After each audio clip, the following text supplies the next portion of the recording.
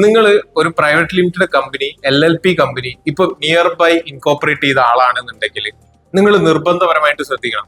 ഇന്ന് ഇന്ത്യയിൽ നല്ല രീതിയിൽ ഉഡായ്പ പരിപാടി നടക്കുന്നുണ്ട്.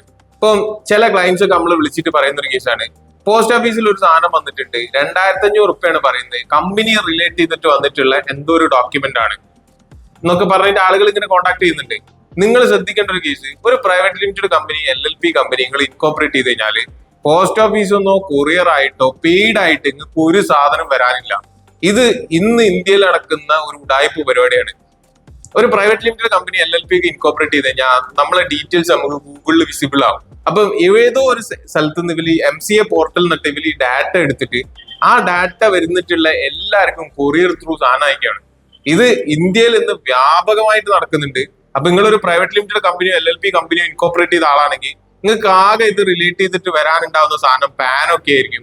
അതല്ലാതെ പേയ്മെന്റ് അടച്ചിട്ടുള്ള ഒരു ഡോക്യുമെന്റ് എവിഡൻസും നിങ്ങൾക്ക് കളക്ട് ചെയ്യാൻ ഉണ്ടാവില്ല. അത് ഒരു ഫ്രോഡ് ആക്ടിവിറ്റിയാണ്. അപ്പൊ എല്ലാവരും ഈ കാര്യം ശ്രദ്ധിക്കാം. ഇതിൽ പോയി പെട്ട ഇഷ്ടം പോലെ ആളുകളുണ്ട്. ഒരു സാധനം ഉണ്ടാവില്ല, ഒരു 2500-3000 എടുത്തിട്ട് നമ്മൾ പോസ്റ്റ് ഓഫീസിൽ നിന്ന് ഒരു സാധനം വാങ്ങിക്കും. അത് തുറന്നു നോക്കുമ്പോൾ അതിനകത്ത് ചിലപ്പോ നമ്മളൊരു പ്രൈവറ്റ് ലിമിറ്റഡ് കമ്പനീന്റെ പേര് വെച്ചിട്ട് ഒരു ഫ്രെയിം ചെയ്തിട്ടുള്ള ഒരു ചെറിയൊരു ഫ്രെയിം ഉണ്ടാവും. അതാണ് ഈ 3000 നമ്മൾ പോയി കളക്ട് ചെയ്യുന്നത്. അപ്പൊ ഇങ്ങനെ ഒരു ഉഡായ്പിൽ പോയി പെട്ട ഇഷ്ടം പോലെ ആളുകളുണ്ട്. അപ്പം ഈ പുതുതായിട്ട് ഇൻകോപ്പറേറ്റ് ചെയ്യുന്ന ആളുകൾ ഈ കാര്യം നിങ്ങളെ ശ്രദ്ധയിൽ വെക്കുക.